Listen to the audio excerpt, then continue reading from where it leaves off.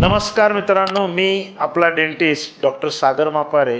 आज मी थोडंसं गंभीर विषयावर बोलणार आहे. गंभीर म्हणजे काय आहे की काही मुलं जे आहेत ऑटिझमचे मुलं असतात, ज्यांची जी ग्रोथ असते, जी आपली जी मानसिक आरोग्याची ग्रोथ आहे स्लो असते आणि ते स्लो डेव्हलप होतात किंवा स्वमग्न असतात, त्याला आपण ऑटिस्ट म्हणतो.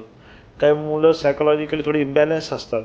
तर अशा मुलांच्या दाताची काळजी घेणं ते पालकांना फार जिकिरीचं जातं, कारण ते ब्रश करू देत नाही. मग अशा पेशंटसाठी काय आहे माहिती आहे का, एक इलेक्ट्रिक ब्रश मिळतो आणि तो इलेक्ट्रिक ब्रश काय तो स्वतःच फिरतो आणि त्याला चार्जिंगला लावायचं असतं. चार्जिंगच्या पडून काढलं की तो त्या आपला आपला त्याला बटन दाबलं की चालू. आणि ते पेशंटला करताना मजा पण वाटते.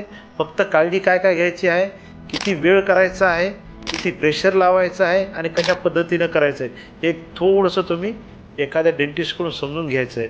आणि मापारा डेंटल हॉस्पिटलमध्ये मी आहे, मी तुम्हाला समजून सांगेल कसं वापरायचा आहे तो ब्रश. ते बऱ्याच कंपनीचे ब्रशेस उपलब्ध असतात.